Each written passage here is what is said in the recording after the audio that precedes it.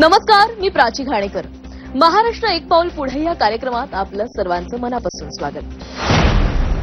नाशिकमधील सिंहस्थ कुंभमेळ्याच्या माध्यमातून महाराष्ट्र शासन अधिक गतीनं विकास कामं करणार आहे आणि ज्यामध्ये पायाभूत सुविधेच्या अंतर्गत क्लीन गोदावरी कार्यक्रम हाती घेण्यात आलाय, ज्यानं गोदावरी नदीमध्ये फक्त प्रक्रिया केलेलंच पाणी वाहत राहील असं मुख्यमंत्री देवेंद्र फडणवीस यांनी सांगितलंय.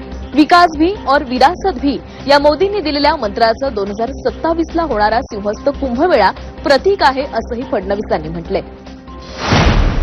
क्लीन गोदावरी हा कार्यक्रम आपण हातामध्ये घेतलाय.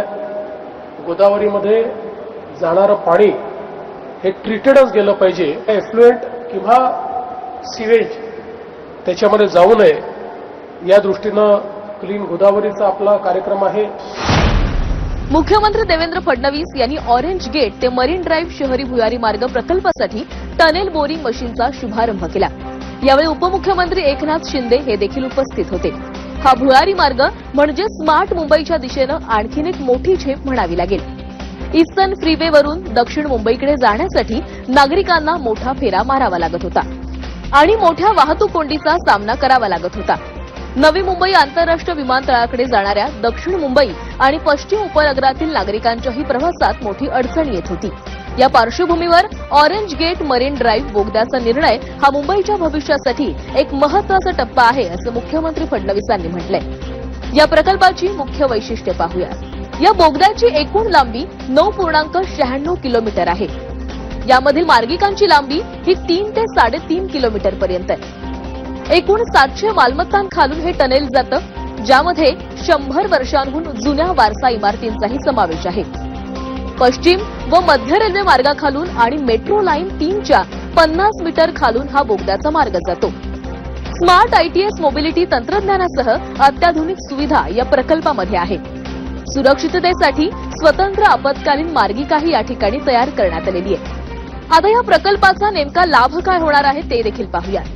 दररोज हजारो नागरिकांचं हजारो तास वाचणार आहेत. ईस्टर्न फ्रीवे आणि किनारी रस्ता यांच्यामध्ये जलद कनेक्टिव्हिटी मिळणार आहे. दक्षिण मुंबई आणि विमानतळाकडे प्रवास अधिक सुलभ होणार आहे. वाहतूक कोंडीतील मोठ्या प्रमाणामध्ये घट होणार आहे.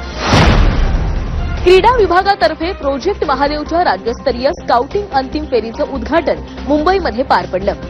ग्राम पातळीपासून सुरू झालेल्या निवडमध्ये हजारो खेळाडूंनी सहभाग घेतला असून सर्व तपासण्या आणि निवडींमधून 120 प्रतिभावान खेळाडू राज्यस्तरीय अंतिम निवड चाचणीपर्यंत पोहोचलेले आहेत.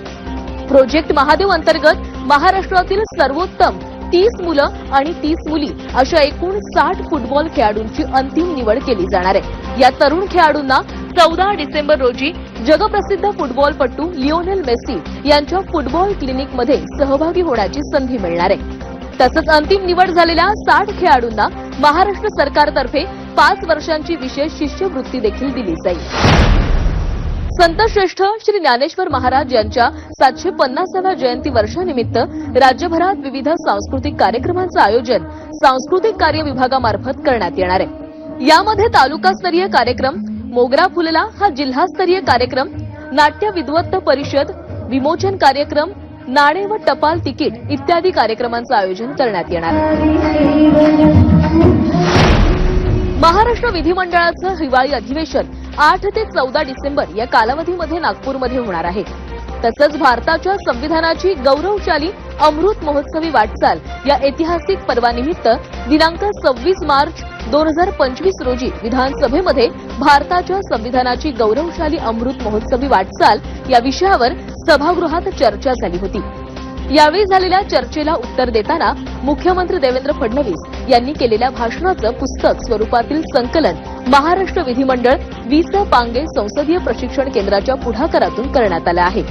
हा पुस्तक प्रकाशन सोहळा मंगळवारी 9 डिसेंबर 2025 रोजी राज्यपाल आचार्य देवव्रत यांच्या हस्ते प्रकाशित करण्यात येणार आहे असं विधानसभा अध्यक्ष राहुल नार्वेकर यांनी बैठकीमध्ये सांगितलं. बैठकीला उपमुख्यमंत्री अजित पवार देखील उपस्थित होते. आणि यासह महाराष्ट्र एक पाऊल पुढे या मध्ये वेळ झाली इथेच थांबण्याची. ताज्या बातम्यांसाठी पाहत रहा झी 24 तास. नमस्कार.